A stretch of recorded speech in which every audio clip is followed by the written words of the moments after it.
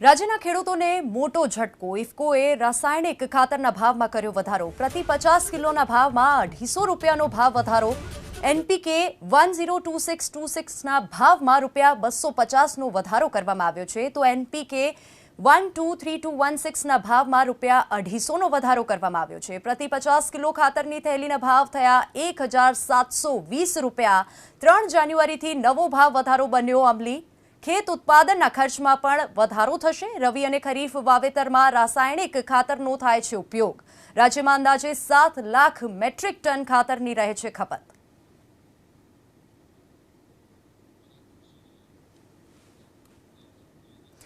વધુ વિગતો સાથે અમારા સંવાદદાતા પરાક્રમ આપણી સાથે લાઈવ જોડાયા ગયા છે પરાક્રમ રાજ્યના ખેડૂતો માટે આ મોટો ઝટકો છે ઇફકોએ રાસાયણિક ખાતરના ભાવમાં વધારો કર્યો છે તેને લઈને શું અપડેટ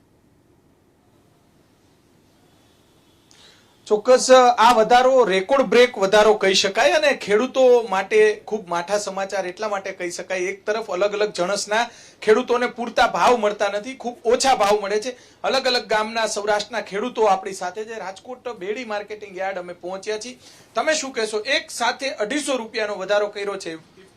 ખેડૂતોને આ બધી અને ખેડૂતને શું સાબિત કરવા શું માંગે છે ઇફકો વાળા કે સરકાર શું સાબિત કરવા માંગે છે આટલો બધો એક સાથે વધારો કરી અને ખેડૂતને પાયમાલની તરફ ધકેલવા માંગે છે આજે ખેડૂતનો દીકરો ખેતી કરવા રાજી નથી કારણ કે મરચા અમે લઈને આવ્યા છે આજની તારીખમાં અમારા મરચાના ભાવ 2000 થી 2100 રૂપિયા આવ્યા ખેતી ખર્ચ એક વીઘે 35 થી 40,000 મરચું ઉત્પાદન કરવામાં થાય છે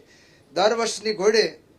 ઓણસાનો ઉતારો પણ નથી ખાલી 20 મણ 25 મણનો ઉતારો છે સરેરાશ અમે જો કાઢીએ તો અમારી પાછળ કાંઈ વધતું નથી કપાસમાં પણ આ જ પરિસ્થિતિ આજની તારીખમાં છે કારણ કે કપાસના ભાવ 1400 થી 1450 રૂપિયા છે ઉતારો 10 મણનો છે ભાગ્યવાળા આજની તારીખમાં ના પડી જાય છે કે અમારે ખેતી કરવી નથી આગલી પેઢી અમારી પેઢી ખેતી કરવા માંગતી નથી ચોક્કસ ગોંડલથી ખેડૂત અહીંયા હડમતાળા ગામના ખેડૂત અહીંયા આવ્યા છે મરચા વેચવા માટે અને પૂર્વ સરપંચ તમે સરપંચ પણ રહી ચૂક્યા છે ખેડૂતોની શું સ્થિતિ થાય 250 રૂપિયાનો ભાવ વધારો એક સાથે ઇફકોએ આપ્યો છે ખેડૂતને 1470 રૂપિયા ભાવ તો હતો કમરતોડ ખેડૂતને કમર તોડી નાખી એટલો ભાવ તો હતો હવે એમાં એક સાથે 250 રૂપિયા પાછા નાખે તો એક તો મરચાના ભાવ અત્યારે 25-30-40 હજાર રૂપિયાનો વીઘે ખર્ચો કરે મરચામાં અને 2000 થી 2100 રૂપિયા મરચાની કિંમત છે હવે 50% તો ઉત્પાદન થઈ ઉત્પાદન પડતર વધશે હા 50% તો અત્યારે ઉત્પાદન થયું છે આ વર્ષમાં ખેડૂતને અત્યારે ખાતરના ભાવ વધ્યા દરેક જણસ મગફળી કપાસ કે એમાં ખાતર રાસાયણિક ખાતરની જરૂર પડે બરોબર તો હવે ઉત્પાદનનો જે ખર્ચ છે એ વધશે હા ઉત્પાદનનો માનો કે આજે આ ખેતી ખર્ચમાં એનપીકે ડીએપી નાખે એટલે 250 રૂપિયાનો સીધો જ માર છે ને ખેડૂતને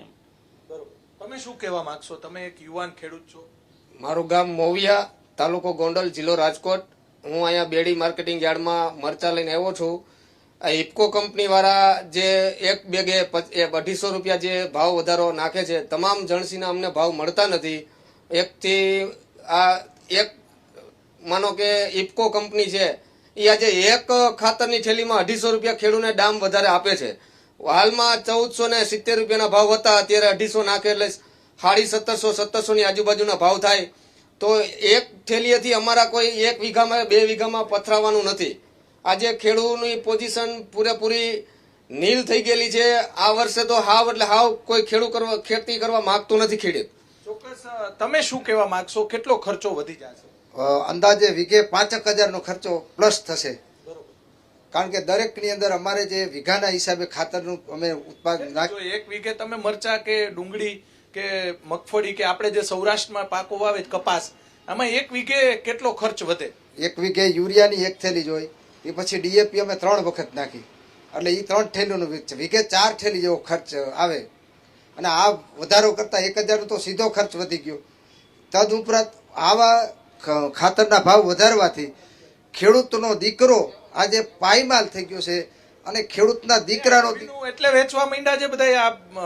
આ રાજકોટની આજુબાજુ 35 કિલોમીટરના ગામડા છે અહીંયા જમીનો વેચવા માંડ્યા છે વેપારીઓ કે અન્ય લોકો જમીન લે છે હવે અન્ય લોકો જમીન લેશે તો એ એનું ઉત્પાદન લઈને આ ખેડૂતો ઉત્પાદન લે છે,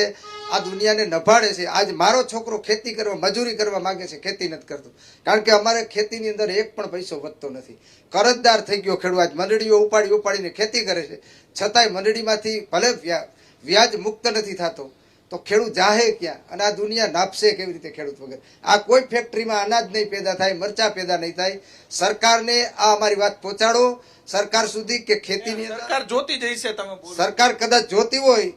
તો હું સરકારને વિનંતી કરું છું કે હવે ખેડૂત ઉપર ધ્યાન આપો. ફેક્ટરીમાં અનાજ નહીં પેદા થાય, ફેક્ટરીમાં મરચું નહીં થાય, ફેક્ટરીમાં કોઈ પણ જનસી પેદા નહીં થાય. જો ફેક્ટરી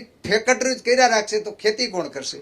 આજ ખેડૂતનો દીકરો ગામડા એટલે ખાલી થઈ જાય છે આવા બધા કારણોના કારણે. કારણોથી ગામથી માણસ સિટી તરફ વળ્યું છે. ખેડૂતનો દીકરો ખેતી નથી કરતો, દરજીનો દીકરો